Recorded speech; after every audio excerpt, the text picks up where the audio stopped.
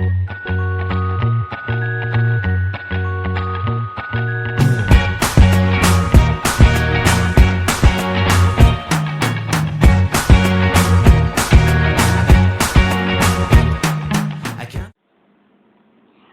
belajar, mari kita siapkan hati kita untuk berdoa. Dalam nama Bapa dan Putra dan Roh Kudus. Amin. Ya Tuhan yang Maha Baik, terima kasih atas rejeki dan makanan yang kami santap setiap hari.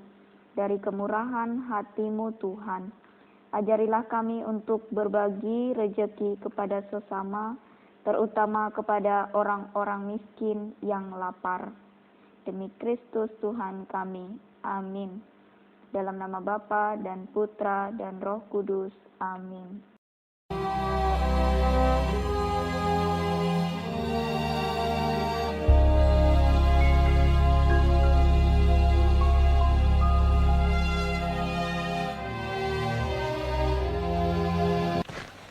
Kemudian rasul-rasul itu kembali berkumpul dengan Yesus dan memberitahukan kepadanya semua yang mereka kerjakan dan ajarkan. Lalu ia berkata kepada mereka, "Marilah ke tempat yang sunyi, supaya kita sendirian, dan beristirahatlah seketika." Sebab memang begitu banyaknya orang yang datang dan yang pergi, sehingga makan pun mereka tidak sempat. Maka berangkatlah mereka untuk mengasingkan diri dengan perahu ke tempat yang sunyi. Tetapi pada waktu mereka bertolak, banyak orang melihat mereka dan mengetahui tujuan mereka. Dengan mengambil jalan darat, segeralah datang orang dari semua kota ke tempat itu, sehingga mendahului mereka. Ketika Yesus mendarat, ia melihat sejumlah besar orang banyak. Maka tergeraklah hatinya oleh belas kasihan kepada mereka, karena mereka seperti domba yang tidak mempunyai gembala. Lalu mulailah ia mengajarkan banyak hal kepada mereka. Pada waktu hari sudah mulai malam, datanglah murid-muridnya kepadanya dan berkata, "Tempat ini sunyi, dan hari sudah mulai malam. Suruhlah orang banyak itu pergi, supaya mereka dapat membeli makanan di desa-desa." Tetapi ia berkata kepada mereka, "Kamu harus memberi mereka makan. Berapa banyak roti yang ada padamu? Cobalah periksa." Sesudah memeriksanya, mereka berkata, 5 roti dan 2 ikan. Lalu ia menyuruh orang-orang itu supaya semua duduk berkelompok-kelompok di atas rumput hijau. Maka duduklah mereka berkelompok-kelompok. Ada yang 100, ada yang 50 orang. Dan setelah ia mengambil 5 roti dan 2 ikan itu, ia menengadah ke langit dan mengucap berkat, lalu memecah-mecahkan roti itu. Begitu juga kedua ikan itu, dan memberikannya kepada murid-muridnya, supaya dibagi-bagikan kepada orang-orang itu.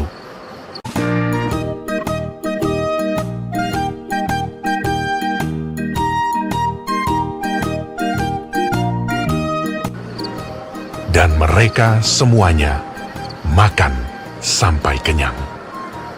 Kemudian orang mengumpulkan potongan-potongan roti, selain daripada sisa-sisa ikan, 12 bakul penuh.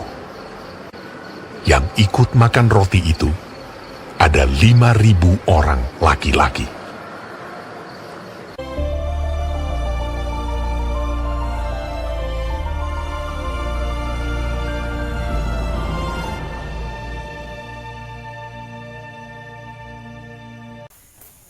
Dalam cerita tadi kita sudah mendengar bahwa cerita tentang Tuhan Yesus itu memberi makan kepada 5.000 orang. Bayangkan saja banyaknya. Ya kan, kita paling anggota keluarga kita di rumah hanya 5 orang. Tapi ini Tuhan Yesus memberikan makan kepada 5.000 orang. Nah, dengan apa? Hanya dengan 5 roti dan juga 2 ikan. Lalu bagaimana mungkin 5 roti sama 2 ikan itu bisa memberi makan 5.000 orang? Dan sisanya 12 bakul lagi. Ya kan? Itu karena mujizat. Mujizat yang dilakukan oleh Yesus kepada orang-orang di situ. Nah, kenapa Yesus memberikan mujizat? supaya kita percaya, supaya kita memiliki pengharapan bahwa Tuhan Allah itu memelihara kita. Kita tidak akan berkekurangan dengan mengikuti Dia. Makanan adalah bahan pokok yang sangat kita perlukan. Setiap hari jika tanpa makanan kita tidak bisa punya energi. Kita tidak bisa berpikir untuk mengerjakan tugas dari Bapak Ibu guru. Kita tidak bisa berpikir untuk menyerap pelajaran hari ini. Kita tidak bisa membantu orang tua di rumah dan melaksanakan pekerjaan utama kita, yaitu belajar. Nah, oleh karena itu makanan itu sangat berpengaruh dalam kehidupan kita. Kita juga makan harus sehat supaya badan kita sehat dan kuat. Tidak asal makan. Sampai sekarang Tuhan Yesus memberi kita makan. Melalui apa? Melalui orang tua kita. Supaya kita bisa memakan satu piring nasi itu banyak sekali tangan-tangan kasih yang sudah ikut campur di dalamnya. Ada petaninya. Kita makan ikan, ada nelayan. Kita umpamanya makan ayam, ada peternak. Kita makan sayur, ada petani. Banyak sekali tangan-tangan yang ikut campur supaya kita bisa makan. Oleh karena itu, anak-anak Tuhan tidak membuang makanan, tidak boros dengan makanan dan menyia-nyiakan makanan yang sudah ada di depannya. Kamu makan, harus kamu habiskan. Dan ambil makanan itu sesuai dengan porsimu, sesuai dengan banyaknya kebutuhanmu, supaya tidak terbuang kalau nanti sudah kenyang. Ya, orang-orang yang suka membuang makanan dan memboros-boroskan makanan itu, berkatnya akan Tuhan ambil. Jadi nanti dia bisa merasakan bagaimana rasanya tidak ada makanan. Nah, kalau kamu tidak mau merasakan tidak ada makanan, tidak mau merasakan kelaparan, jangan membuang-buang. Kita harus menghargai orang-orang yang sudah ikut campur tangan supaya kita bisa makan. Selain jangan boros dan jangan membuang-buang makanan, kita juga harus saling berbagi dengan sesama. Banyak sekali orang di luar sana yang sangat membutuhkan makanan, yang membutuhkan sesuap nasi. Jadi, bagaimana jika kamu membuang-buang makanan? Ya, mulai hari ini tidak ada anak-anak Tuhan, tidak ada anak-anak SD Presiden yang membuang-buang makanannya. Kita harus berbagi kepada orang lain.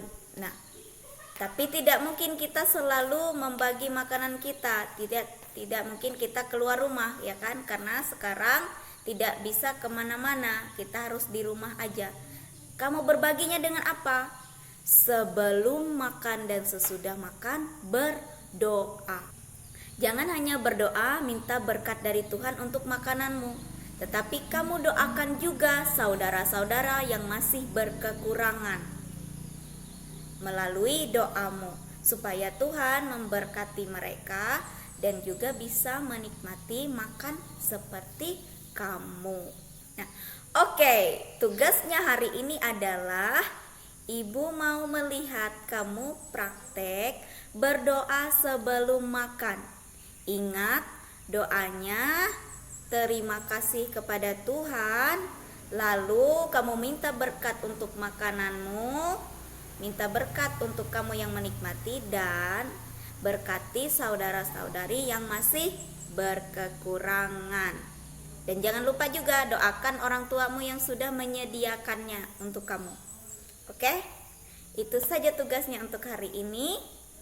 Gogo semangat, selamat mengerjakan, dan Tuhan Yesus memberkati.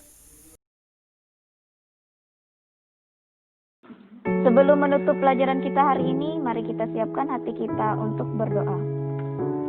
Dalam nama Bapa dan Putra dan Roh Kudus, amin.